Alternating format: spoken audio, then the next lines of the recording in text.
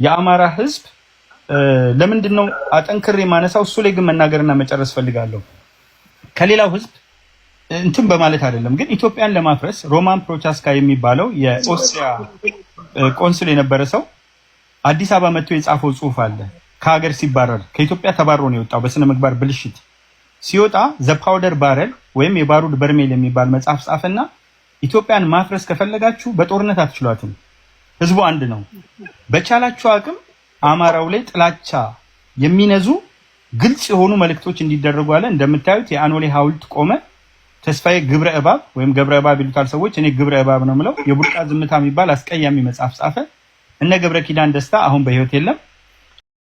እነ ዳዊት ማን ነው ሰለሞን ተካልኝ በቅርብ ጊዜ እነዚህ ያሉ። ስለዚህ እነዚህ በሙሉ ዘመቻ ያደረጉት ኦርቶዶክስ ቤተክርስቲያንና አማራው ላይ ብትዘምቱ ኢትዮጵያን ማፍረስ ትችላላችሁ፣ አማራው በሌላው እንዲጠላ ማድረግ ነው ስላሉ ያንን ትርክት የማስተካከል ጉዳይም ላይ ነው ብዙ ጊዜ የሚጠመደውና ሰዎች ለምንድን ነው ሞሮክ ወደ አማራው አካባቢ የምታተኩረው? እንግዲህ አንድ ወንድሜ ቀደም የገባው አላውቀውም፣ ግን ቦረና ሄጄ ነበር ብሏል።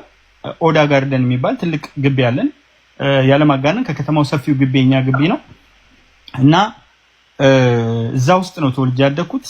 ማንነቴም ድሬም ማጌም ቦረና ነው። ግን እንዲህ አይነት ትርክቶች አገር ስለሚያፈርሱ እኔ ደግሞ ከተገፉ ጋር መቆም ህሊናዬና ህያው እግዚአብሔር በሚያውቁት ከተገፉ ጋር መቆም እንጂ ከገፊዎች ጋር መቆም ለጊዜው በአካልህ ልትደሰት ትችላለህ፣ በልብስ በአኗኗርህ በምትነዳቸው መኪናዎች በመሳሰሉት ልትደሰት ትችላለህ። ግን በፈጣሪ ፊት በእግዚአብሔር ፊት ግን ነገ እቺ አንደበት ምትቀርብበት አለ፣ ነገ ይሄ ስጋ የሚፈረድበት አለ ነፍሳችን።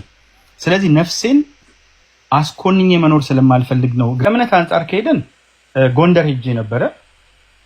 ከ120 በላይ ቤተክርስቲያኖች አሉ።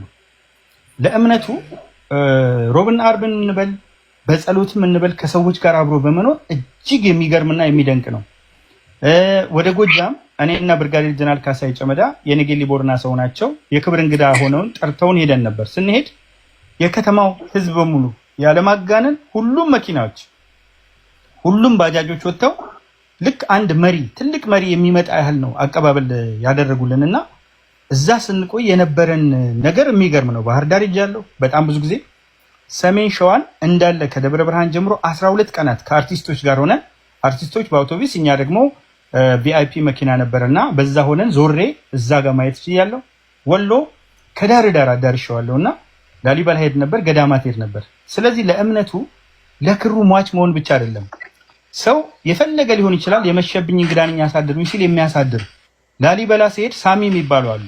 አንድ ወር በእግራቸው በባዶ እግራቸው ከጎጃም ከትግራይ ከተለያዩ ቦታዎች ተነስተው ከአንድ ወር ጀምሮ ወደ ላሊበላ የሚገቡ ሰዎችን በሙሉ እግር አጥቦ ምግብ እያንዳንዱ በነፃ እያዋጣ ወጥ እያመጣ እዛ ጋር ወደ 300,000 እስከ 500,000 ሰው ይገባል። ያንን ሳምንት ሙሉ እየቀለበ መሄድ ነው።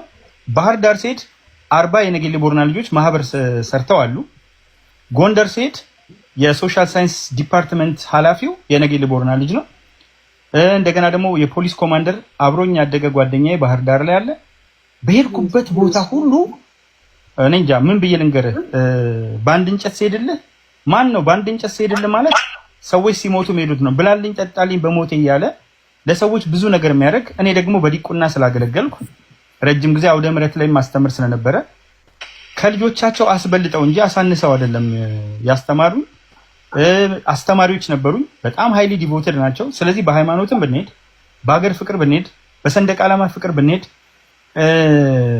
ለምሳሌ በትግል ዘመን ኦሮማራ የሚባል ነበርና የፈሰሰው የኦሮሞ ደም ደሜ ነው ብለው መስዋዕትነት ጎንደር ባህር ዳር በመክፈል ብቻ በሁሉም አይነት መንገድ ብንሄድ የአማራ ህዝብ አንደኛውና ትልቁ ራስ ደስታ ዳምጠው አሁን ወንድሜ ቅድም ከገለጸበት ከነገሌ ቦረና ተነስተው ገናሌ ዶራያ እስከሚደርሱ የያዙት 80,000 ጦር በአብዛኛው ከአማራ ክልል የመጣ ነው።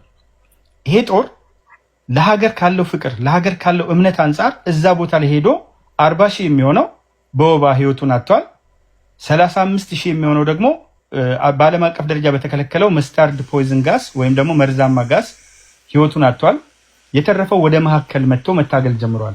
በዚህ ርዕስ ብዙ ጥያቄዎች ይነሳሉና አንድ ጥያቄ ስታነሱልኝ በተለያየ ጊዜ እኔ ላይ የሚነሱ ወቀሳዎች በሚገርምና በሚያሳዝን ሁኔታ ግን በዚህ አጋጣሚ የምነግርህ ወያኔዎች ይሄን ያህል እየታገልኳቸው የትግራይ ልጆች ስሜን ለማጥፋት አይዘምቱም። የኦሮሞ ልጆች ይሄን ያህል እየታገልኩ የስሜን ለማጥፋት አይዘምቱም። የአማራ ልጆች ግን ቦልዶኝ ነው የምናገረው ስም በማጥፋት ረገድ ታዬ ቦጋሌ ላይ በመዝመት ረገድ ግን ከአማራ የወጡ አማራ አልወከላቸውም አውቃለሁ። አማራው አይደለም አማራው ከፍተኛ ክብር አለኝ። የአማራ ልጆች ግን በጋራ ዘምተውብኛል። እንደገና በአስተያየት የሄዱ በየገጹ ስር የሚያደርጉትን ነገር ሳይ በጣም ልቤ ተሰበረ መሆኑን ግን በዚያው አጋጣሚ በገልጽልህ ደስ ይለኛል። አመሰግናለሁ።